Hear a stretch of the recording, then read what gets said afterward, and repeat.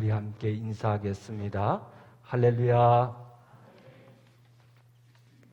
지난 주간에 방역 조치가 한 단계 내려가면서 군에서 또 공문이 내려왔습니다. 설교자들, 그러니까 목사들이 설교할 때에 아크릴판을 설치했다 할지라도 마스크를 착용해달라는 당부가 있었습니다. 그런 지침을 볼 때마다 참 속이 터져요. 우리 교회 같은 경우는 강단과 회중석이 2m가 훨씬 넘습니다. 그래서 처음에 마스크 쓰고 하라고 했다가 강단과 회중석이 사이가 2m가 넘는 곳은 마스크를 벗어도 된다고 해서 그동안 마스크를 벗고 설교를 했댔습니다. 그런데 이후에 아크릴판을 설치하라고 해서 이렇게 아크릴판을 설치하고 설교를 하고 있는데도 불구하고 지난 주간에 또 공문이 내려오기를 목사도 아크릴판을 설치했다 할지라도 마스크를 착용하라는 겁니다. 그러니까 이제 앞으로 어쩌면 목사가 어떤 방역 그런 용품을 착용하고 설교를 해야 될지 참 난감할 정도의 상황입니다. 어쨌든 여러분들이 목사가 마스크를 쓰고 설교를 하다 보니까 입 모양이라든지 얼굴의 표정이 거의 안 보인다 할지라도 여러분들이 말씀의 귀를 잘 기울이시고 은혜 받는 시간이 되시기를 바랍니다. 우리는 지난주에 살펴보았던 것처럼 제자들은 부활하셨던 주님을 갈릴리 호수에서 만나기 위해서 제자들은 갈릴리 호수로 갔습니다. 그런데 어찌된 일인지 주님은 바로 오시지 않으셨습니다. 하루 이틀을 기다리던 어느 날 베드로는 고기를 잡으러 가겠노라고 하고 나섰습니다. 그러자 다른 제자들도 베드로를 따라 나섰습니다. 그래서 제자들은 과거에 그들의 삶의 터전이었던 갈릴리 호수에 나가서 고기잡이를 했습니다. 밤이 새도록 그물을 내리고 올리기를 반복했지만 한 마리도 잡지 못한 채 새벽을 맞이했습니다.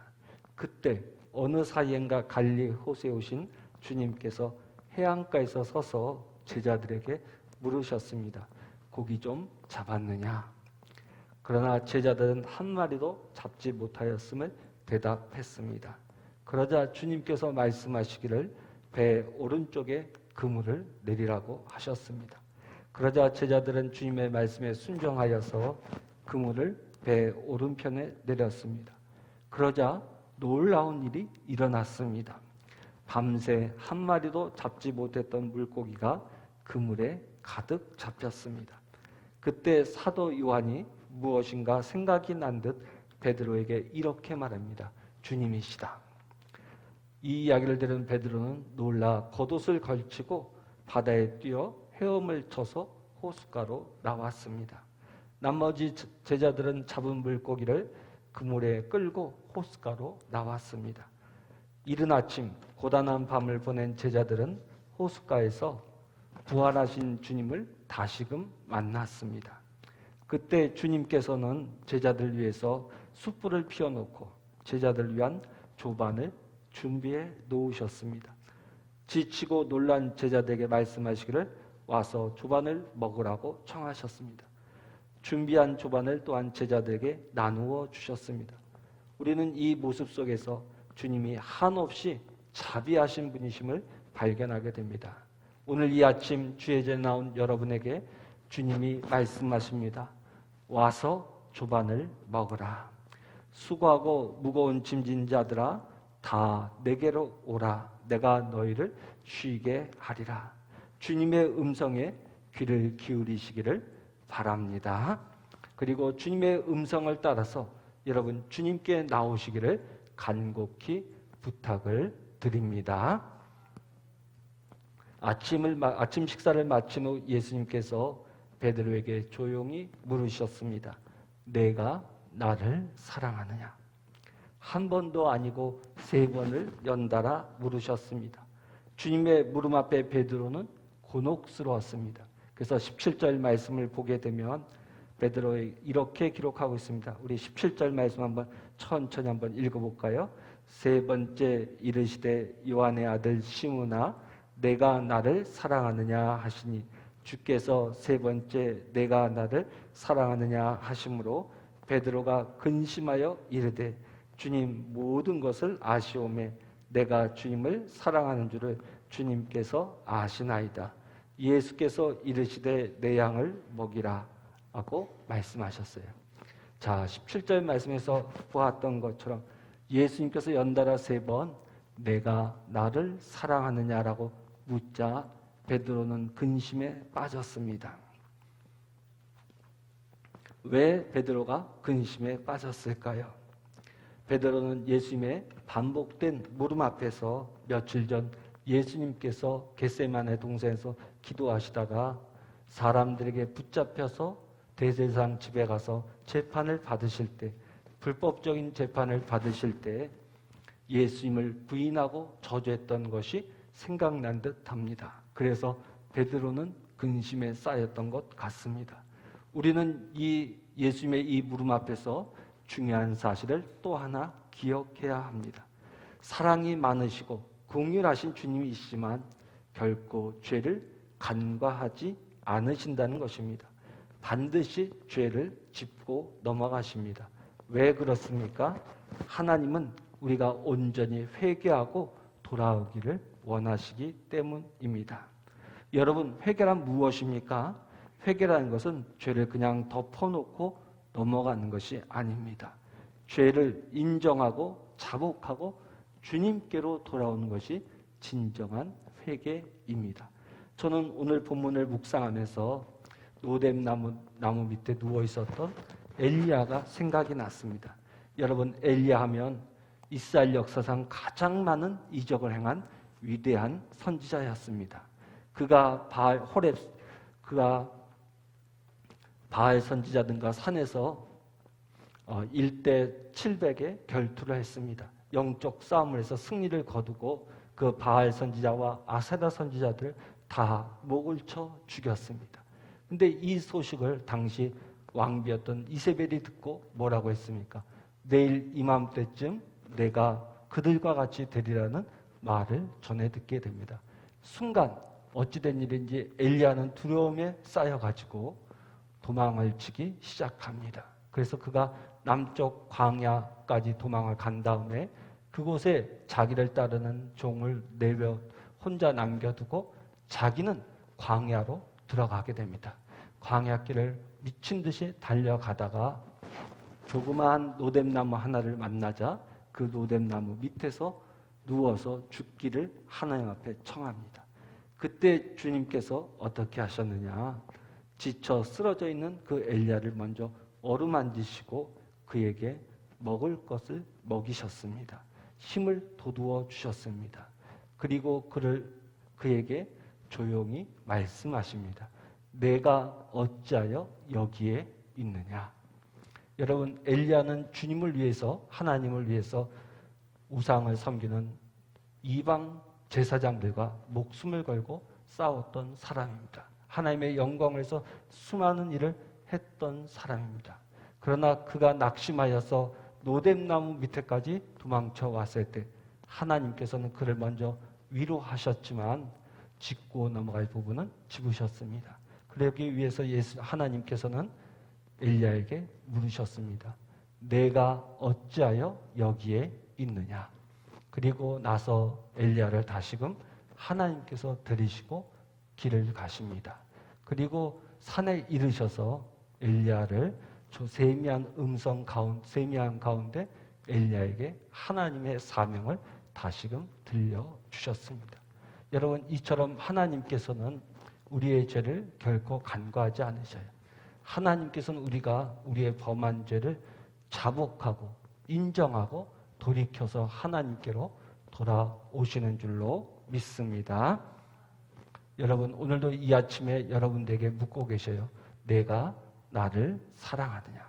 이 코로나 광풍 가운데서 내가 나를 사랑하느냐? 내가 나를 정말로 사랑하느냐? 내가 나를 사랑하느냐 묻고 계신 줄로 믿습니다. 예수님의 물음 앞에서 베드로는 근심하며 대답을 하였습니다. 그러자 예수님께서는 베드로에게 말씀하시기를 내 양을 치라, 내 양을 먹이라고 명하십니다. 그리고 베드로에게 말씀하시기를 나를 따르라고 명하십니다. 다시금 베드로에게 기회를 주신 것입니다. 오래전 강남에 있는 부동산 개발회사 신우의 예배를 오랜 동안 인도한 적이 있습니다. 그러던 어느 날 한 번은 사장이 어린 아들과 아내를 데리고 예배에 함께 참석했습니다. 그때 마침 제가 오늘 본문을 가지고 설교를 했었습니다. 예배를 마치고 난 다음에 친교의 시간을 가질 때 그 사장의 아들인 어린아이에게 제가 물었습니다. 너는 오늘 말씀을 듣고 무슨 생각을 했니? 그러자 사장 아들이 아버지를 바라보며 이렇게 말했습니다. 아버지, 저에게도 기회를 한번 더 주세요. 열심히 할게요. 저는 그 아이의 이야기를 들으면서 내가 사랑하느냐라고 물으시는 주님 앞에 선 베드로의 심정이 아니었을까라는 생각을 해보게 되었습니다. 사랑하는 성도 여러분, 오늘 이 아침 주님께서 여러분들에게 물으십니다. 내가 나를 사랑하느냐? 대답을 바로 못하고 우물쭈물하는 우리에게 주님이 말씀하십니다. 내 양을 먹이라, 내 양을 치라, 그리고 나를 따르라고 말씀하고 계십니다. 여러분, 주님께서는 이후에 베드로가 어떠한 죽음을 맞이할 것인가를 말씀해 주시면서 다시 한번 베드로에게 말씀하십니다. 나를 따르라. 예수님의 제자로, 예수님의 사역으로 예수님께서 베드로를 다시금 부르셨습니다. 다시금 주어진 기회를 우리는 놓치지 말아야 할 것입니다. 남은 생에 주를 위해 살아갈 수 있는 저와 여러분들이 되시기를 주의 이름으로 축원합니다. 우리 21장 20절로 22절까지 말씀 우리 천천히 한번 다 같이 봉독하겠습니다. 요한복음 21장 20절로 22절까지의 말씀입니다. 베드로가 돌이켜 예수께서 사랑하시는 그 제자가 따르는 것을 보니 그는 만찬석에서 예수의 품에 의지하여 주님을 파는 자가 누구오니까 묻던 자더라. 이에 베드로가 그를 보고 예수께 여짜오되 주님, 이 사람은 어떻게 되겠사옵나이까? 예수께서 이르시되 내가 올 때까지 그를 머물게 하고자 할지라도 내게 무슨 상관이냐? 너는 나를 따르라 하시더라. 아멘. 여러분, 예수님의 이러한 말씀을 들었던 베드로가 다소 엉뚱한 질문을 예수님께 합니다. 예수님, 사도 요한은 장차 어떻게 되겠습니까? 라고 묻습니다. 그러자 예수님은 이에 대해서 단호하게 말씀하십니다. 내가 무슨 상관이냐? 너는 나를 따르라고 말씀하십니다. 우리는 오늘 주님의 대답 속에서 제자들이 어떤 삶을 살기를 원하시는가를 분명히 알 수 있습니다.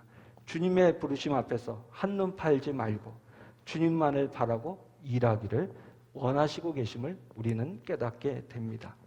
여러분, 제가 가끔 목사님들을 만나서 이야기를 하다 보면 당황스러울 때가 있습니다. 우리 교회 담임자도 아닌데 우리 교회를 저보다 더 사정을 잘 알고 있는 주변에 목회자들이 있습니다. 또 대화를 나누다 보면은 어떻게 세상에 대해서 많은 그러한 것을 알고 있는지 참 당황스러운 분들이 계십니다. 그런데 그런 분들을 자세히 보면 목회가 시원하지가 않습니다. 반대로 우리가 목회를 잘하는 분이라고 생각되는 분들을 보게 되면 그분들은 자신에게 맡겨진 교회, 자기에게 맡겨진 목회 현장 외에는 아무것도 알지 못했습니다. 여러분, 주님께서 우리에게 원하는 삶은 어떤 삶이냐? 우리가 세상에 다른 사람에게 한눈을 파는 것이 아니라 우리를 앞장서 가신 예수님만을 바라보고 그의 길을 묵묵히 따르기를 원하시는 줄로 믿습니다.